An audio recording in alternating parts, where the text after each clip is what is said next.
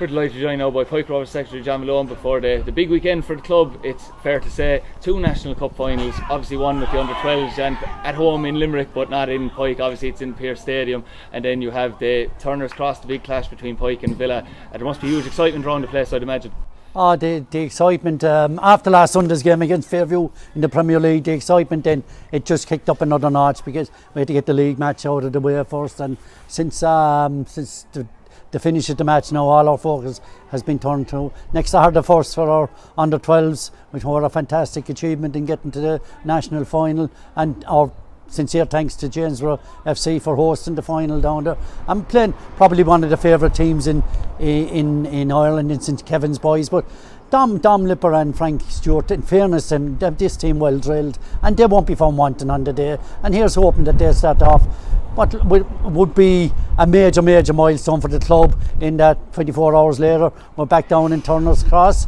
We're at the scene of our one and only FAI Cup triumph back in May 2011. So yeah, all in all, the nerves, the excitement and everything, the build up has begun now in fairness now, yeah. I can certainly imagine so, and obviously with the under 12s, and we know that, you know, in Limerick it's success at underage level is actually very hard to come by because I suppose of the likes of the Dublin teams, you know, the Cork teams. It is hard, so it's a superb achievement for that young team, and beating the likes of the teams that have along the way as well. Yeah, but in fairness now to Tom and Frank, they brought this group in from under 6s and under 7s, and they started at an early age and bringing them around the country into tournaments, and while they weren't always successful, they built a good team, and they're more like family, you know. When you see them playing, and especially during the semi-final against Pike Rovers, when against all the odds, I thought they put in a magnificent performance and fully deserved their win on the day, you know. So sets up a mouth-watering clash, and one of the days that I hope these young fellas will remember for the rest of their lives. They don't come around, as you quite rightly say it, they don't come around too often for Limerick teams for whatever reason or whatever, you know. So here's hoping, yeah. Absolutely, and I know that you already referenced it. You have Turner's Cross as the venue for the junior final, which is the day after on the Sunday. And as you mentioned already, that was the scene of the club's greatest recent triumph in recent history, so it's when they won in Turner's Cross in the last FA Cup final. You've got great experience in the squad. It's fair to say there was a good few on that team on that day as well, or on that squad. Since that as well though, and they've lost 2 finals at the Aviva, they will be sore, those players, and they'll certainly want to put that right and add and cement maybe their place as a very good team rather than just a good team by winning more than just one. Spot on, Adrian, because good teams will win one, but for this team to attain what status of being brilliant, they need a second one, and there are, as you quite rightly point out, there's 7 or 8 there have tasted defeat in 2 cup finals, and we have 5 or 6. We have 5 still in that panel that were part of the panel in 2011. So there is experience all through that team, and with the experience of Robbie Williams coming in, who has brought our team to a new dimension. He's positivity on the field is a joy to watch, and it's bringing the best out of our players, and the experience. We are getting a bit older, and I don't think they want to go down in the annals of losing three FAIs in 6 years. It doesn't sit well, so they're chomping at the bit to right what they feel would be 2 wrongs.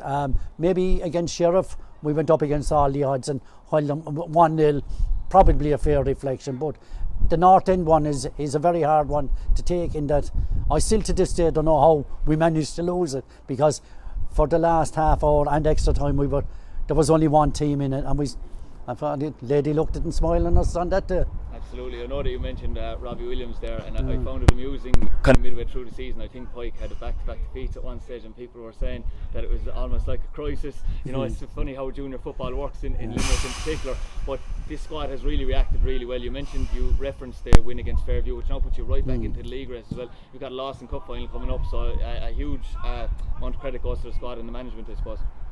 Oh yeah, but his game manager, his squad management is top class, and the whole squad, if you look there behind me, they're all turn up training, they're all there, they're all available there. Hopefully, well, we have long-term injury that won't be there on Sunday, but to a man, the panel have kept us in towards the latter end of the season, where you want to be competing for trophies coming the end of May, and maybe it'll go into June for the last and final. But there are good complaints to have that we're still involved, that we're not packing up our bags and heading to the beach on our summer holidays. So hopefully things will, the next few weeks, 3-4 big games ahead of the club now in the next few weeks. I probably already know the answer, but if you were asked to predict, I think you feel like the couple will be coming home. I am quietly confident and funny enough, I get these kind of feelings every now and then, but Despite the fact that obviously Villa are... Yeah, Villa, I believe, are going in as bookmakers' favourites. Doesn't bother. There's only 11, they have only 11 players, and we have 11 players, and I think if we can get 7 or 8 of our players to turn up on next Sunday, we should be a joyful journey back to cross